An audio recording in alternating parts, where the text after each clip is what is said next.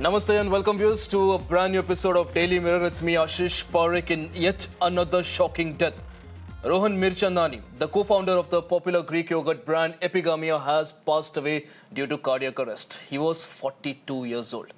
Industry leaders and peers have expressed shock and grief, while Edelweiss CEO Radhika Gupta has now emphasized the importance of managing stress and gratitude in a competitive world. With a sudden cardiac arrest, you only get a very small window to resuscitate a person. Within a few minutes, CPR needs to be administered and a defibrillator is also required while you wait for an ambulance. What's been increasingly seen in India is a rising rate of heart attacks in the youth, further signifying that it's not just an issue that affects the elderly. In fact, we'll be discussing this in detail. Joining us right now is India's top cardiologist, Chairman and Managing Director of Medanta Hospital, Dr. Naresh Trehan. Dr. Trehan ji, appreciate you joining us on the broadcast here. Let's get straight to the heart of the matter, quite literally. We've seen the rise in heart attacks and cardiac arrests in India. And of course, in most cases, this usually occurs in men at an earlier age and without prior warning. Can you help us understand what's going on? Good evening, and thank you for having me on the show. But see, what you're right, that there is a lot of concern in the medical community also, because we are seeing a rising trend of heart disease, especially in the younger generation now. So the point basically is, what are the reasons that this is happening? And there are many contributing factors. So one is basically that there is stress everywhere. In this competitive world, people are actually putting themselves out 24/7 chasing success.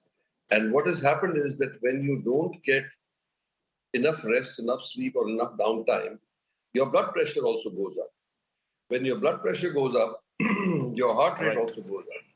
So there are many, many reasons why heart attacks will occur in states like that. Even take the example of over-exercising. So if we know that there is an underlying heart disease at an early age, and that's why we say people who are going to exercise or are going to lead a stressful life, or like you know what, you get a good example of it is like life has become like a treadmill 24/7. And then in addition to that, there is pollution. Absolutely. There is tobacco use, there are alcohol use. So there are many, many things that are contributing to this. But the fundamental reason which remains that sudden cardiac death usually is, more than 80% of the time, is from a ruptured plaque. That means deposit of fat inside the arteries of the heart. When it suddenly ruptures, whatever the trigger may be, it will lead to a massive heart attack.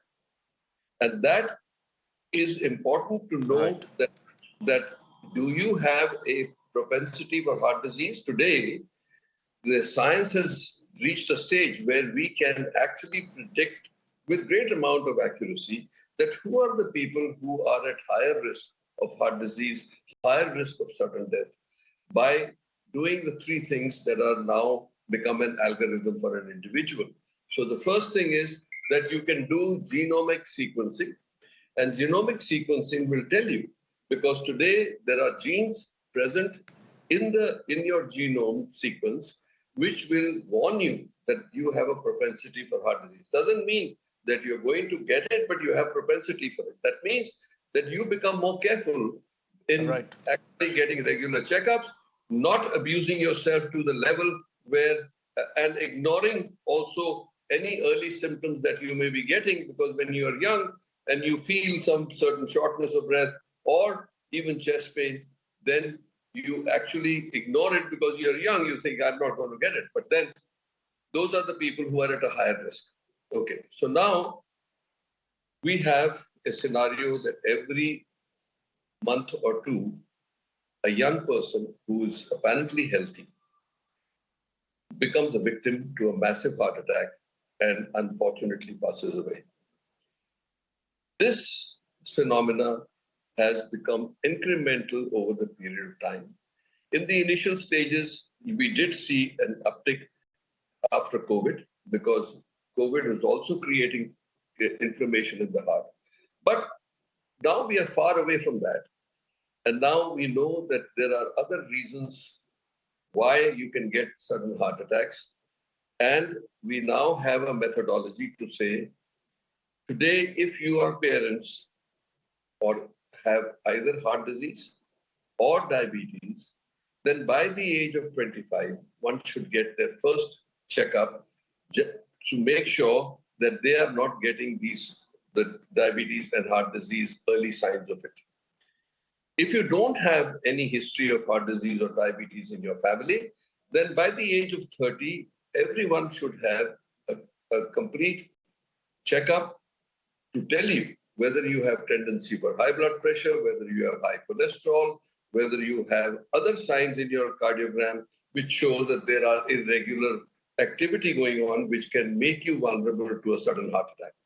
So there are many ways of preventing it. But you have to be careful in today's environment that you don't take on heavy exercise, don't take on too stressful a job without being checked out. You will be surprised. We did a checkup on 10,000 executives. 26% of them had high blood pressure, which they were not aware of. So you know that it's a silent disease, and it leads to frequently to complications like kidney failure, death, strokes. So these are early signs which we can pick up, which can prevent a death or a bad outcome in the middle of your life.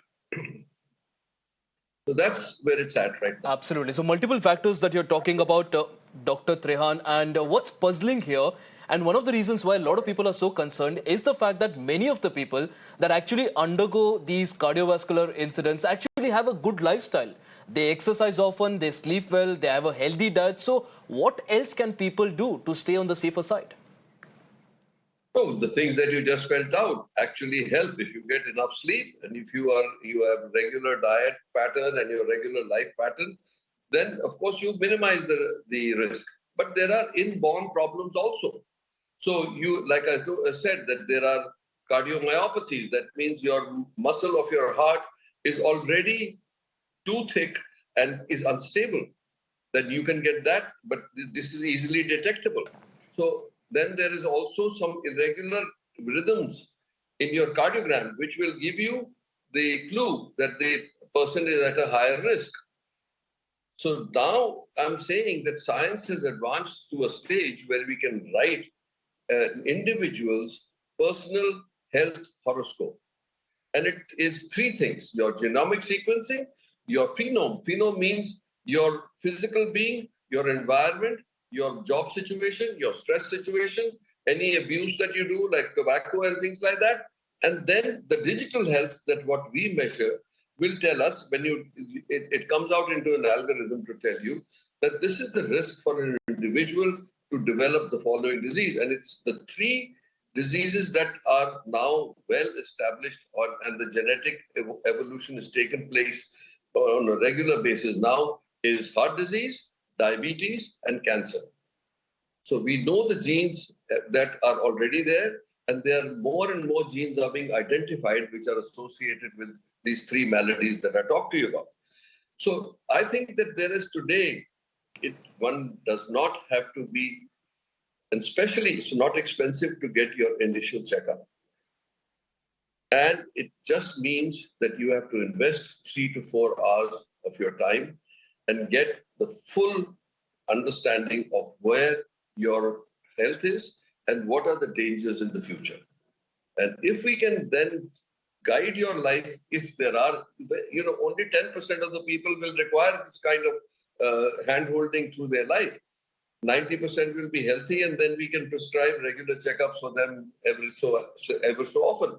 But people who do have tendency for these, like especially heart disease, kidney disease, liver disease, or even propensity for cancer, then we should actually prescribe to them a regular checkup, which is very possible. And you can detect very early today that somebody is heading in that direction. Absolutely. Dr. Trehan, before we let you go now, every such case, every such high-profile case with seemingly healthy individuals, it actually creates a panic in the society. And a lot of youngsters watching today would also be wondering what exactly can they do to stay safe. And you've, of course, given a lot of suggestions. Before we conclude, any advice or tips that you have for youngsters to ensure that they stay safe?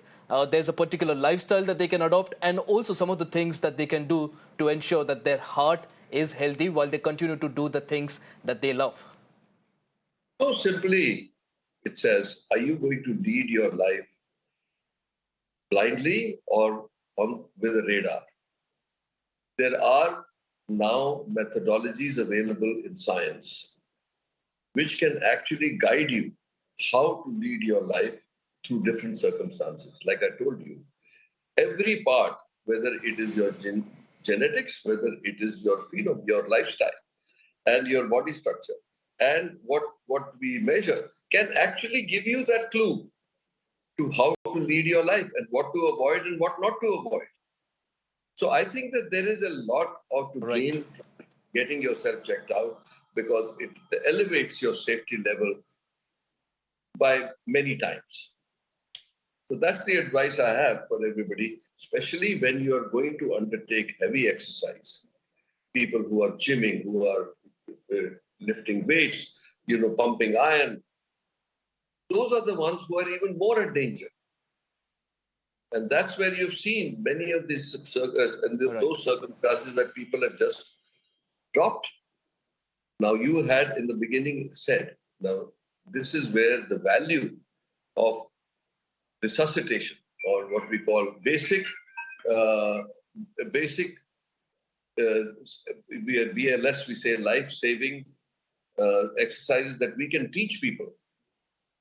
So if you know the resuscitating technique, which is simple, and you have somebody in your environment who can do that, you can extend life of a person who has totally gotten into heart arrest by 10 to 15 minutes till help arrives.